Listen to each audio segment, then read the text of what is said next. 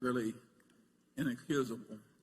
They measure the detriment without considering the advantage. Well, that's really stupid. That's like saying we should give up air travel through airlines because 100 people die a year in air crashes or something. That would be crazy. The benefit is worth the risk. And if every person has to have about 8 or 10 glasses of water every day to stay alive, and it's pretty cheap and sensible and improves life to add a little extra flavor to your water and a little stimulation and a little calories if you want to eat that way, there are huge benefits to humanity in that, and it's worth having some disadvantage.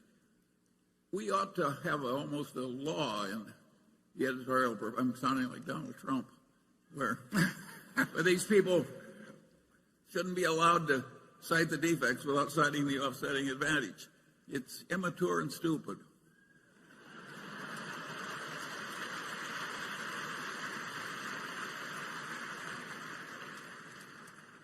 Okay, Greg Warren. Warren, with both coal-fired and natural gas plants continuing to generate around 2/3 of the nation's electricity and renewables accounting for less than 10%, there remains plenty of room for growth. At this point, Berkshire Energy, which has invested heavily in the segment, is one of the nation's largest producers of both wind and solar power, and yet still only generates around 1/3 of its overall capacity from renewables. As you noted earlier, Mid-American recently committed another $3.6 billion to wind production, which should lift the amount of electricity it generates from wind to 85% by 2020. You've also had the company overall pledging to have around $30 billion in renewables longer term. The recent renewal of both the wind and solar energy tax credits has made this kind of investment more economically viable and should clear the path for future investments. Eliminating coal-fired plants looks to be the main priority, but natural gas-fired plants are also fossil fuel-driven and are exposed to the vagaries of energy prices. Is the end game here for Berkshire Energy to get 100% of its generation capacity converted over renewables? And what are the risks and rewards associated with that effort? After all, the company operates in a highly regulated industry where rates are driven by an effort to keep customer costs low while still providing adequate returns for the utilities. Yeah, well, I think implicit in what you say is that we do any decision we make, including the one that we just showed on this during the movie, to on any decision about new generation, changes in generation, has to go through what's usually called the Public Utility Commission. They may have different names in a few states, but the utility industry is overwhelmingly regulated at the state level, and we cannot make changes that are not approved by the Public Utility Commission. We've had more problems, for example, in bringing in renewables in our western utility, Pacific Corp, because it's in effect regulated by 6 states, I believe in 6 states, and they don't necessarily agree on how the costs and benefits should be divided if we put in a bunch of renewables, and we have to follow their instructions. Iowa has just been marvelous about encouraging, I mean, at every level. I mean, the consumer groups, the governor, you name it, they have seen the benefits. And in Iowa, it's literally true that we have one major competitor called Alliant, and they have not either been able to, I don't know the reasons, but they have not pursued renewables the way we have. So our rates are considerably lower than theirs. And if you look at their budget projections, although they're substantially higher rates than we have now, they may well need a rate increase within a year or so. And with our latest expansion, we have said that we will not need a rate increase till 2029 at the earliest. That's 13 years off. So there have been great benefits if you have a regulation that works with you on that. But it is a determination that is made at the state level. Now, the federal government has encouraged in a major way the development of renewables by this production tax credit, which currently amounts to about 2.3 cents per kilowatt hour. We would not have the renewable generation that we have if it hadn't been for the fact that the building of those projects is subsidized by the federal government, because the benefits of reducing solar emissions or carbon emissions are worldwide, and therefore it's deemed proper that the citizenry as a whole should participate in subsidizing the cost of reducing those emissions, and that is encouraged. In fact, it's allowed. Things like have happened in Iowa as well. But the degree to which the renewables replace primarily coal, although there's plenty of emissions connected with natural gas, if you trace it all the way through, will depend on governmental policy. And I think so far, I think it's been quite sensible in encouraging having the cost borne by society as a whole in terms of reduced tax revenues, and having the benefits, which is less CO2 into the atmosphere, be also broadly, they're not just limited to the people of Iowa when we build that. That's a benefit that accrues to the world. So I think you'll see continued change. It will vary by jurisdiction, and we would hope we've got the capital, we've got lots of taxes, federal taxes paid in our consolidated returns, so we're in a particularly advantageous position to take advantage of massive investments that companies with limited tax appetites couldn't handle.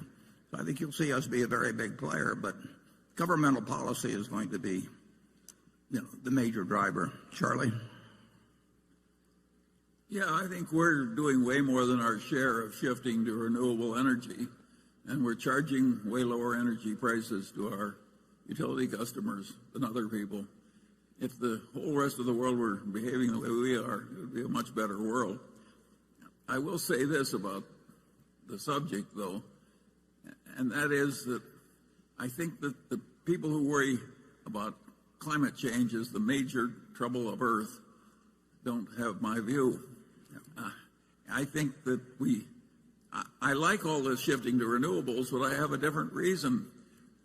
I want to conserve the hydrocarbons, because eventually I think we're going to use every drop, humanity, for chemical feedstocks. And so I'm in their camp, but I got a different reason. One thing might find kind of interesting, Nebraska's not done much with wind power, and maybe 2 miles from where we're sitting, right across the river, people are buying their electricity cheaper in Council Bluffs, right across the river, than they are in Omaha. And yet Omaha, Nebraska is entirely a public power state. So there's no stockholders who have to have any earnings.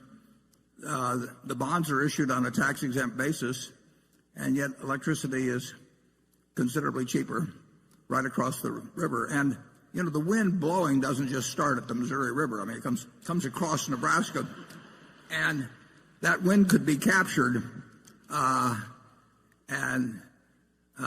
So far, it really hasn't. And the real irony is that because our electricity is so much cheaper in Iowa, you have these massive server farms of people like Google. It's become a tech haven for these operations that just gobble up electricity.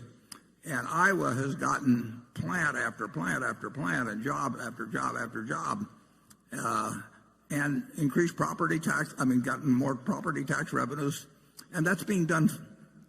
The Google server is probably 7 or 8 miles from here, and it's located in Iowa because we have cheap wind-generated electricity, and it's creating jobs. It's fascinating, but Nebraska has prided itself on public power. It was originated back, I believe, in the 30s when George Norris was a very powerful senator here, and it's been a source of pride, but lately it's been a source of cost too. Okay, shareholders section 3. Good morning, Mr. Buffett and Mr. Munger. My name's Adam Bergman. I'm with Sterling Capital in Virginia Beach. In your 2008 shareholder letter, you said, derivatives are dangerous. They have made it almost impossible for investors to understand and analyze our largest commercial banks and investment banks. So my question for you is, how do you analyze and value companies like Bank of America, Merrill Lynch, and other commercial banks that Berkshire has investments in relative to their significant derivative exposures? Thanks. Yeah, derivatives do complicate the problem very dramatically. Now they are moving away to being collateralized, which helps. But there's no question that if you ask me to describe the derivative position of the B of A, for example, I would know that they have done a conscientious job and worked hard at properly evaluating. But the great danger in derivatives is if there's a discontinuity. If there's not discontinuities, you probably don't have much of a problem, assuming they get marked to market and collateralized and so on. But if the system stops for a while, the system stopped after 9/11 for 3 or 4 days. It stopped at the time of World War I. They closed the New York Stock Exchange for many months. They debated closing the stock exchange very seriously the day after October 19th, 1987. And it was, there were a lot of people that wanted to close it, and on that Tuesday morning it looked like it was about to stop, but it continued. But if you have a major cyber, nuclear, chemical, biological attack on the country, which will certainly happen at some point, if you have a major discontinuity, then you'll have a lot of problems. But you will also, when things reopen, you will find there can be enormous gaps in things that you thought were fully protected by collateral and that sort of thing, or netting arrangements and that type of thing. So I regard very large derivative positions as dangerous.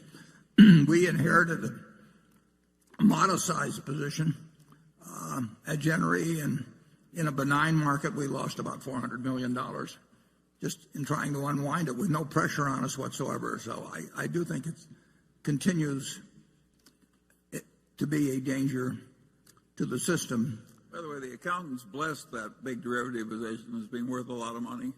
They were only off, what, many hundreds of millions. Yeah, well, Charlie found one position when he was on the audit committee at Solomon. I think it was mismarked by $20 million.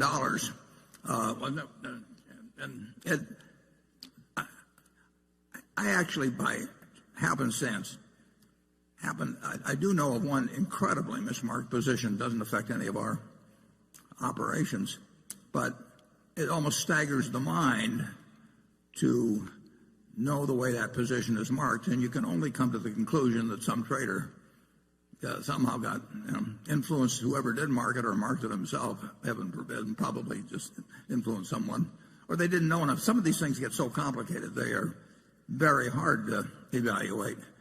That's the kind that have the most profit in them usually. So they were quite enthusiastic about those when we were at Solomon. They can be extraordinarily hard to mark. And like I say, I know one that's so mismarked it would blow your mind. And the auditors, I don't think are necessarily capable of holding that behavior in check. It's very interesting because now there's really 4 big auditing firms, and obviously they're auditing companies where there's a derivative position, and they're auditing company A that's on one side of the transaction, and they're auditing company B that's on the other side of the transaction. In some cases, it's the same auditor. And I will guarantee you that there's plenty of times when the marks on what they're attesting to are significantly different, which would be an interesting exercise to pursue in terms of checking those numbers out. Derivatives are still dangerous in large quantities, and we would not do them on a collateralized basis because if there was a discontinuity, I don't know exactly where we would end up, and I'm never going to get us in a position where we could have money demanded of us and not be able to fulfill it with ease and with me sleeping well. So we won't engage in it. We've got some in runoff that so far we've made money and had the use of money for a decade or more. I mean, it's been very attractive for us, but that does not entice me at all into doing any derivative transactions that would involve collateral, and collateral is not required. It's still a potential a time bomb in the system. Anything where discontinuities, and basically that means closing up, stopping trading markets from functioning, anything where discontinuities can exist can be real poison in markets. Kuwait some years ago went to a very delayed system on settlement of stock purchases so that you didn't have to settle up for 6 months or thereabouts, and it caused all kinds of problems because you've got an IOU from somebody for 6 months, and if you got zillions of those, a lot of trouble can ensue. So I agree with your general caution. I'm not in the least troubled by our Bank of America investment, nor our Wells Fargo. We added to Wells Fargo, and our Bank of America position right now is a preferred stock, but we're very likely to exercise the warrants on that. On the other hand, there are a great number of banks in the world. If you take the 50 largest banks in the world, we wouldn't even think about probably 45 of them. Wouldn't you say that, Charlie? Well, we're in the awkward position where I think we'll probably make about $20 billion out of derivatives and just those few contracts that you and Ajit did years ago. All that said, we're different from the banks. We would really prefer it if those derivatives had been illegal for us to buy. It would have been better for our country. Carol?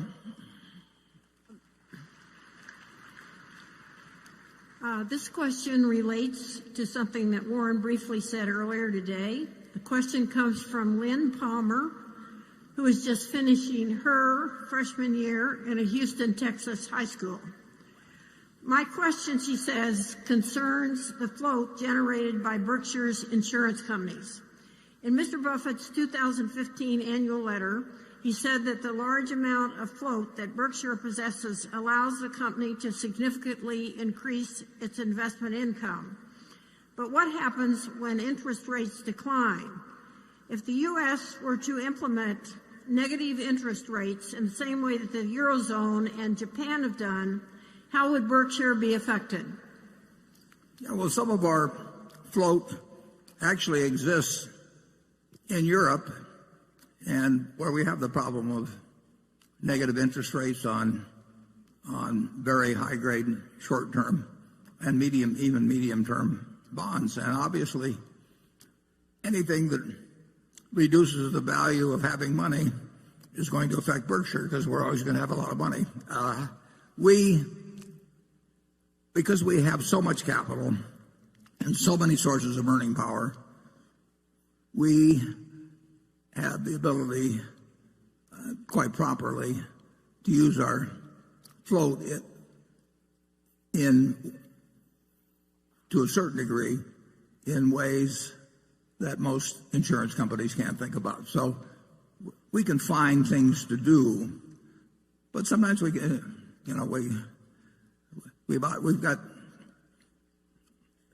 50-odd billion of short-term government securities now, and we're going to get another 8.3 billion in all likelihood early in June when our Kraft Heinz preferred is called. So we'll be back over 60 billion again very soon. And so we've got 60 billion out that's out at, say, 1/4%. Well, the difference between 1/4% and minus 1/4%, is not that great. I mean, it's almost as painful to have 60 million out at 1/4% as to have it out at a negative rate. Float is not worth as much to insurance companies now as it was 10 years ago or 15 years ago, and that's true at Berkshire. I think it's worth considerably more to us than it is to the typical insurance company because I think we have a broader range of options as to what to do with it. But there's no question about it that having a lot of money around now, this is not just a problem for insurance companies, it's a problem for retirees. It's a problem for anybody that's stuck with fixed dollar investments and finds that their income now is a pittance or, in Europe, perhaps a negative rate. And that was not something in their calculation at all 15 years ago. We love the idea, however, of increasing our float. I mean, that money has been very useful to us over time. It's useful to us today, even under present conditions, and it's likely to be very useful to us in the future. It's shown as a liability, but it's actually a huge asset. Charlie? I got nothing to add. Well, he's now in full swing.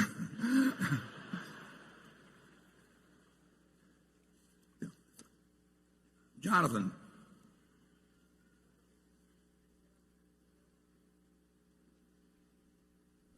We can't hear you. No mic. Testing. Yeah. The railroad industry seems right now to be suffering from exposure to some of the weakest parts of the economy, with volume declines of varying magnitudes in coal, oil, sand, and metals. Even intermodal, usually a steady source of growth, has been relatively weak of late. How much of the weakness is cyclical? How much is secular? In the last 15 months, the other Western railroads' market capitalization is down by 35% as projections of future growth have come down. Is your estimate of BNSF's intrinsic value down by a material amount during this same period, or is your view of the value of BNSF's irreplaceable network unaffected by these short-term wiggles?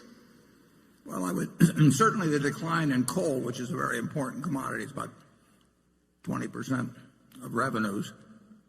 That's secular. Now, there's other factors that may cause the line of decline to jiggle around.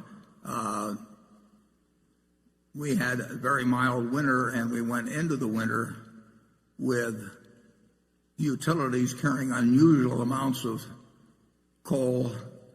And ironically, part of the reason was that our service the year before had been bad, and they'd gotten low on coal, so then they compensated by bringing in more than they needed just to catch up. And because the weather was mild, electricity use was poor in the wintertime. And so they continue at this point to have considerably more coal on hand than they would like. So they are not only, they're trying to underorder what they will be using, and that has a little effect. But the decline in coal, for sure, is secular. And at 20% of revenues, that's a significant factor. But, and it's true that the market generally got very enthused about railroad stocks a year or two ago, so they sold up a lot, and now that people have seen that car loadings are down and earnings are down in some places, that equity valuations have come down. We love the fact we own BNSF. We think we bought it at an attractive price. We'd love to be able to buy a second thing exactly like it at that price. We'd do it in a second. We'd even pay a little bit more probably. But we don't mark up and down our wholly owned businesses based on stock market valuations. Obviously, stock market valuations are some factor in our thinking, but we are not marking our wholly owned businesses to market because we're going to hold them forever. And we regard the BNSF as a very good business to hold forever. But it will lose coal volume, and it may lose in other areas, but it'll gain in other areas. It's a terrific and valuable asset, and it will earn a lot of money this year, but it won't earn as much money as it earned last year. Charlie? I've got nothing to add. Okay, Station 4. Hi, Warren and Charlie. Great to see you. This is Cora and Dan Chen from Talgard Investments of Los Angeles. This annual meeting reminds me of the magical world of Hogwarts, of Harry Potter. This arena is our Hogwarts. Warren, you are our headmaster and Professor Dumbledore. I haven't read Harry Potter, but I'll take it as a compliment. Charlie's our headmaster Snape, direct and full of integrity. The magic of long-term, concentrated value investing is real, yet similar to Harry Potter, the rest of the world doesn't believe we exist. Your letter to me has changed my life, and your Secret Millionaires Club has changed my children's life. They go to class chatting about investing. My question is for my children watching at home today and the children in the audience. How should they look at stocks when every day in the media they see companies that have never made a dime in their life go IPO, they're dilutive, and they see a lot of very short-term spin. The cycle is getting shorter and shorter. How should they view stocks, and what's your message for them? Finally, Cora and I would love to thank you in person and shake your hand personally today. I'll repeat what I said last year. Thank you for setting the seeds for my generation to sit in the shade, and for my children's generation to sit in the shade with the Secret Millionaires Club. I truly walk amongst giants. Thank you. Mm-hmm. Would you mind repeating the whole thing? The Secret Millionaires Club, we want to give great credit to Andy Hayward on that. I think it has helped. I know it's helped thousands and thousands of children, and it was Andy's idea, and it grows in strength, and having young children learn good lessons in terms of handling money and making friendships and just generally behaving as better citizens it's a great objective, and Andy makes it easy for him to do. So on his behalf, I accept your comments. You don't have to really worry about what's going on in IPOs or people making money.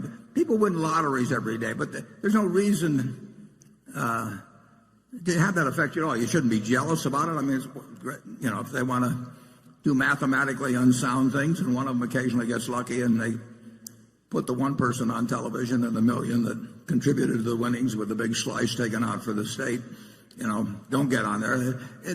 It's nothing to worry about. Just all you have to do is figure out what makes sense, and you look at buying. When you buy a stock, you get yourself in the mental frame of mind that you're buying a business. And if you don't look at a quote on it for 5 years, that's fine. You don't get a quote on your farm every day or every week or every month. You don't get it on your apartment house at own one. If you own a McDonald's franchise, you don't get a quote every day. You want to look at your stocks as businesses and think about their performance as businesses. Think about what you pay for them as you would think about buying a business, and let the rest of the world go its own way. You don't want to get into a stupid game just because it's available. And I'm going to say a little bit more about that close to the break, but with that, I'll turn it over to Charlie. Yeah, well, I think that your children are right to look for people they can trust in dealing with stocks and bonds. Unfortunately, more than half the time, they will fail in a conventional answer. So they really they have a hard problem. If you just listen to your elders, they'll lie to you and spread a lot of folly. But they really have an easy problem. But in the sense that American business as a whole is going to do fine over time. So the only way that they they're can... not the average client of a stockbroker. Well, we'll get to that later. The stockbroker will do fine. Yes, that's true. Yeah, but they don't have to do that, and we can talk. Well, I'd rather address that just a little later. But just you don't want to worry. You don't want to be. A lot of problems, Charlie would say, are caused by envy. You don't want to get envious of somebody who's won the lottery or bought an IPO that went up. You have to figure out what makes sense and follow your own course. Becky?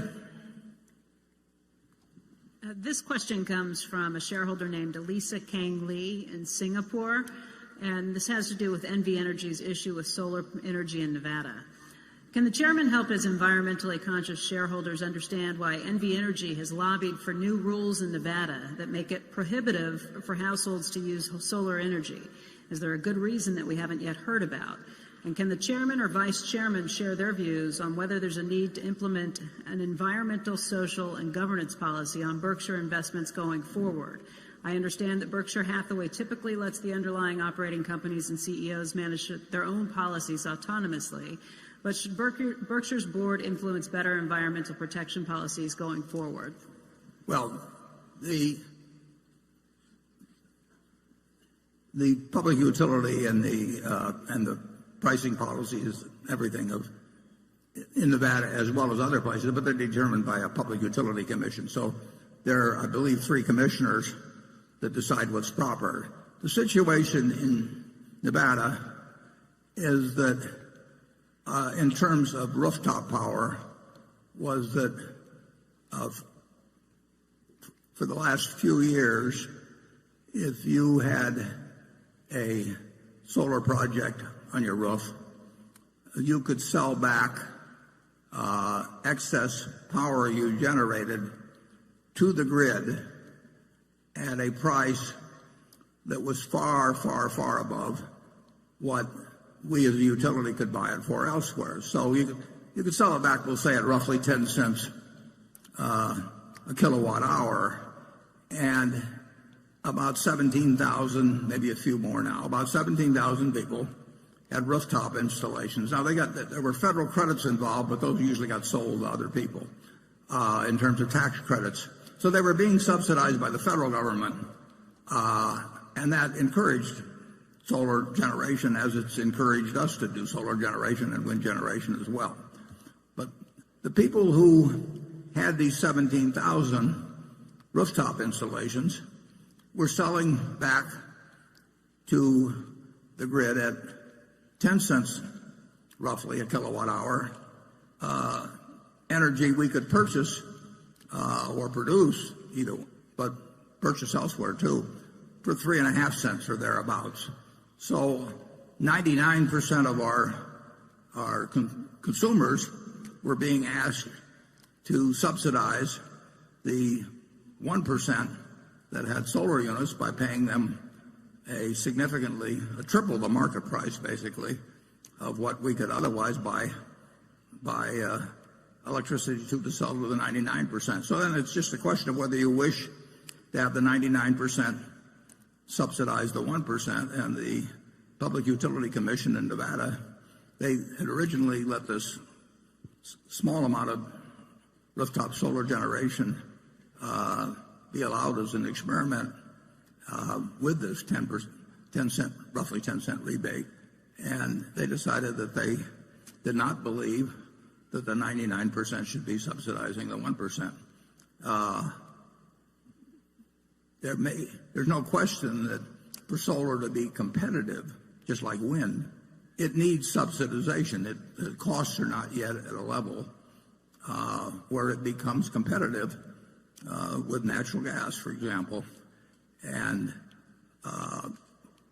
who pays the subsidy gets to be a real question if you want to encourage people to use renewables. And in general, the federal government has done it through tax subsidies, which mean taxpayers generally throughout the country subsidize it. And the Public Utility Commission in Nevada decided, after seeing this experiment, they decided that it was not right for well over a million customers to be buying electricity at a price that subsidized these 17,000 people and therefore increased the prices of electricity for the million.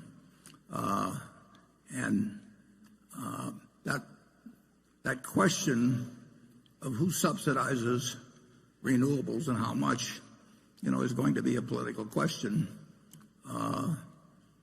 for a long time to come. And I personally think that if society is the one that's benefiting from the lack of reduction of greenhouse gases, that society should pick up the tab. And I don't think that somebody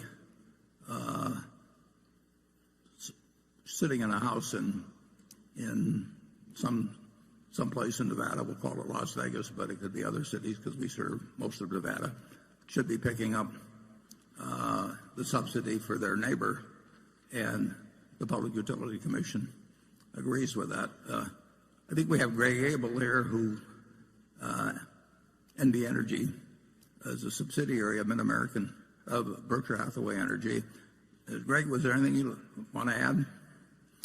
Could we get a spotlight down here? Maybe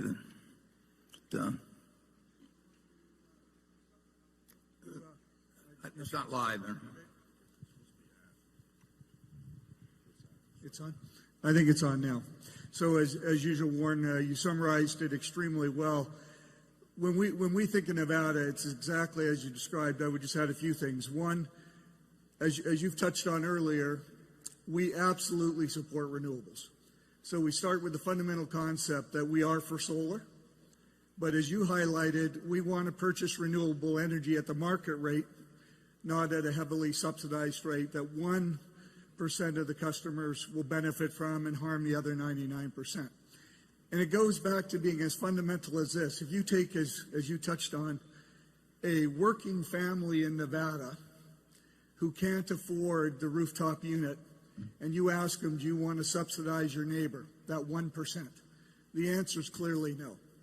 At the same time, we're absolutely committed to Nevada utilizing renewable resources, and absolutely proud of what our team's doing. By 2019, we'll have eliminated or retired 76% of our coal units and be replacing it with solar energy. So we're on a great path there. Thank you. And we're just going to encourage our team, and with the work of the commission and obviously led by the state, we'll head down a great path. Thank you. Yeah, if the projectionist would put up slide 7, it will give you a view of what the situation is. And this counts all of our Berkshire Hathaway Energy operations. And you can see in the 20-year period, we'll have a 57% reduction. You wouldn't want a 100% reduction tomorrow. Believe me, the lights would be off all over the country. But it's moving at a fast pace. But you want to be sure that you treat fairly the people involved in this, because somebody pays the cost of electric generation. And I do think that if you're doing something that's to benefit the planet, and it's important that it be done, but that you have the cost be assessed for that, not on a specific person who's having trouble perhaps meeting ends meet, in their job. And obviously, if you got over 1 million customers in Nevada, a lot of them are struggling. A lot of them are doing fine too. But they are not the ones, in my view, to subsidize the person who could afford to put the solar unit in. Okay. Cliff? Over the past year, we've learned, perhaps I've learned, that Berkshire's results are more influenced by oil markets than I previously appreciated. Revenues at the railway company and some of Berkshire's manufacturing businesses were negatively impacted, and arguably low gas prices hurt GEICO's loss ratio. Yet during this year, Berkshire invested in Phillips 66, Kinder Morgan, and even PCP has revenues associated with the oil and gas industries. Now, I know Berkshire wouldn't make a bet on a commodity like oil, but is Berkshire making a statement about the long-term outlook for oil? I'm making a statement about what? Oil. The price of oil? Yes. No, we haven't the faintest idea what the long-term price of oil was, and there's always a better system available. You can buy oil, as you know, for delivery a year from now, or 2 years from now, or 3 years from now. We actually did that once, Charlie, didn't we? At some years back. And we cashed it in too soon, too. Yeah, we made money, but we could have made a lot more money. But we don't think we can predict commodity prices. We don't hedge cocoa or sugar at any rate. I mean, we do some forward buying of chocolate coatings or something of the sort. But basically, we are not two fellows who think we can predict the price of soybeans or corn or oil or anything else. So anything you have seen in our investment transactions, some of the securities you mentioned there were bought by Todd or Ted, and one was bought by me. But neither they nor I bought those, or if we sell them based on commodity price predictions. We don't know how to do it. And we're thinking about other things when we make those decisions. Charlie? I'm even more ignorant than you are. Well, that'd be hard to be. Okay. I think that's the first time I've heard him say that. It has a nice ring to it. Okay, Station 5. Hi, Warren. Hi, Charlie. Hi. I'm Ken Martin. I'm an MBA student from the Tuck School at Dartmouth. My question is about college tuition and the problem of rising student debt balances. In the past, prominent philanthropists have founded institutions that are now prominent research universities in our country. Why is this not a bigger part of today's philanthropic debate, the founding of new colleges? Would not new supply in higher education be at least part of the solution to this problem? Charlie, you want to tackle that one? You're more of an expert than I am. Yeah, I think that if you expect a lot of efficiency, financial efficiency in American higher education, you're howling at the wind.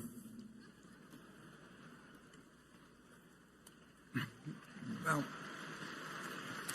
I think he's also talking about just more philanthropy delivered there. Am I right?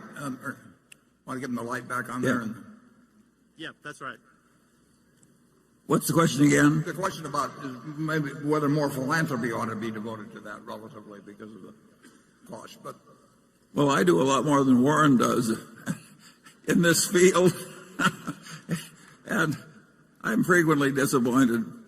But the monopoly has kind of, and bureaucracy have kind of pernicious effects everywhere, and the universities aren't exempted from it.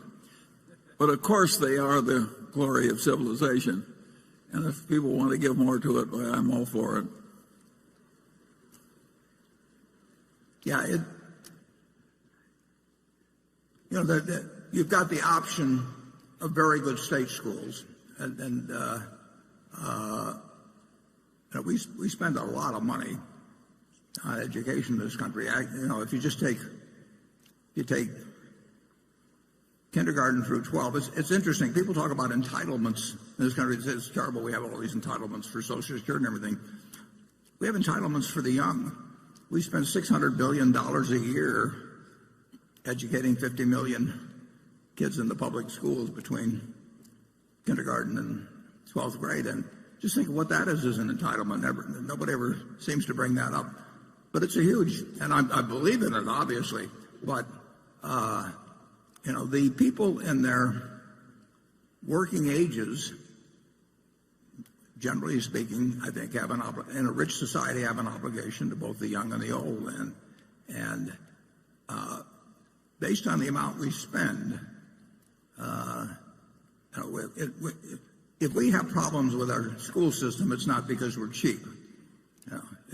There are other problems that contribute to it. In terms of the money we put out, we're right up there. But I was the trustee of a college that saw the endowment go from $8 million to over $1 billion, and I didn't see the tuition come down, and I didn't see the number of students go up. Nothing went up, except the professors' salaries. Yeah. From 8 million to 1 billion. I mean, and very, very decent people running the place.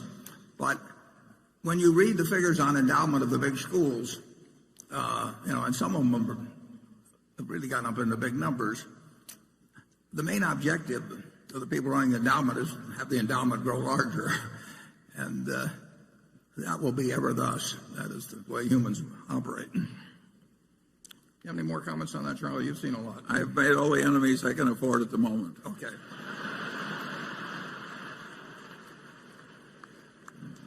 That's never slowed them down in the past. Andrew. Thank you, Warren. This from a shareholder who asked to remain anonymous.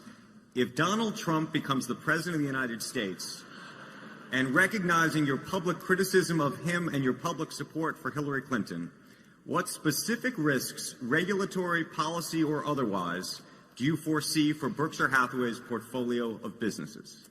That won't be the main problem.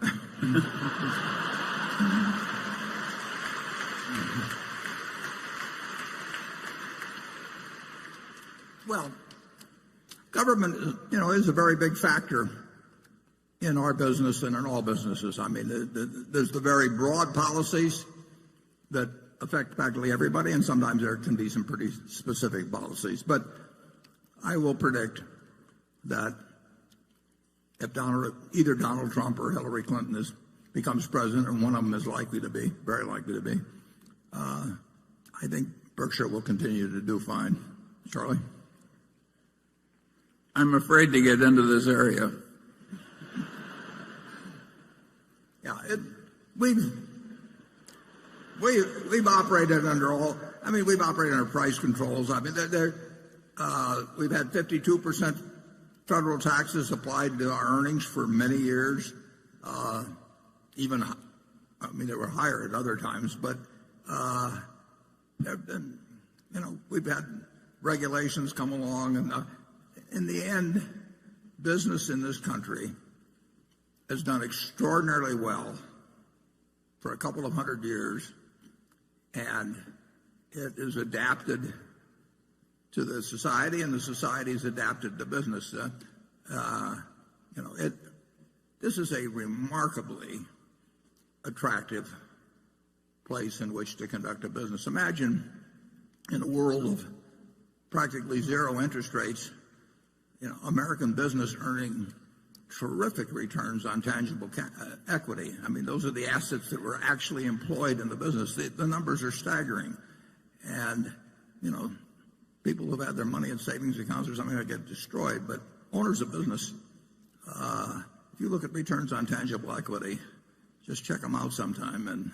And they have not suffered, even as people who own fixed income instruments have suffered enormously.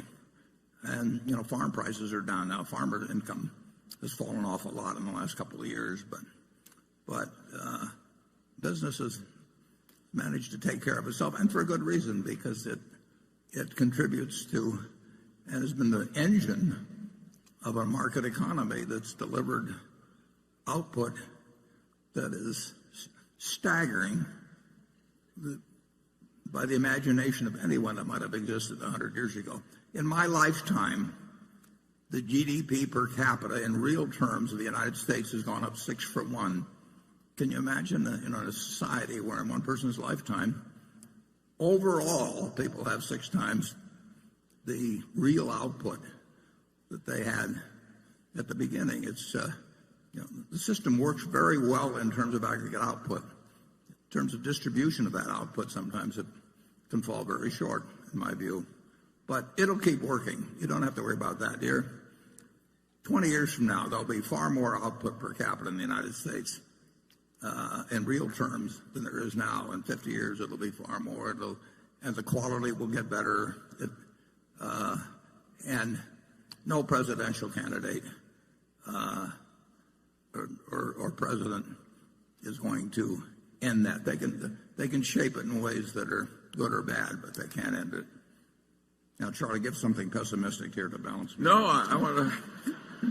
I want to say something optimistic, and I think that the GDP figures greatly understate the real advantage that our system has given our citizens. It underweighs a lot of huge achievements because they don't translate right into money in a certain way that the economists can easily handle.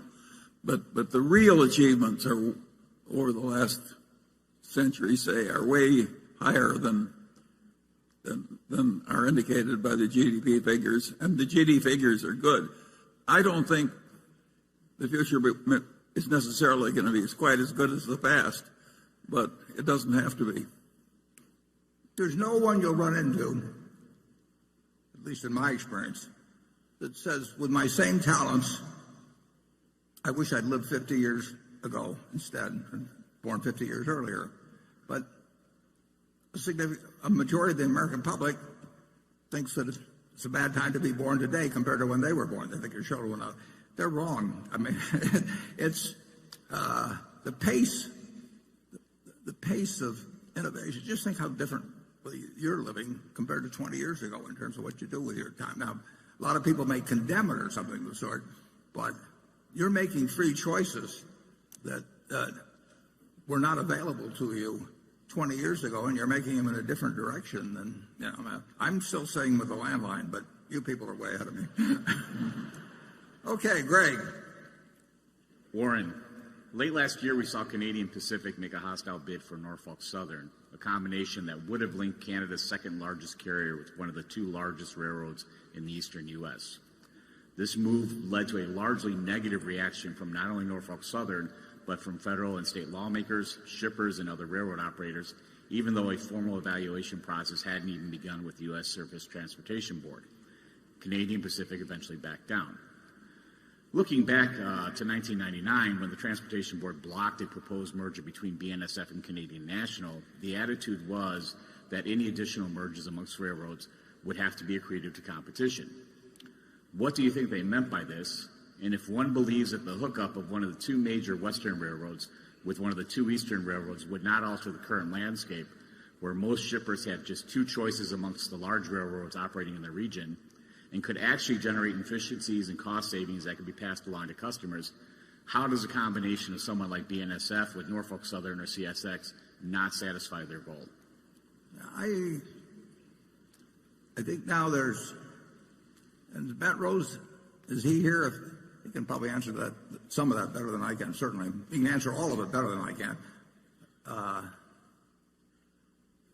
There's Matt, Yeah, so the statement is exactly right. Back in 1999, we had a failed merger with Canadian National. New rules were put in place by our regulator, a little group called the STB. And what they said was that the public litmus test for the next merger would have to be different. And at that point in time, we didn't really think that a large merger was possible. And so when Canadian Pacific announced their merger of the Norfolk Southern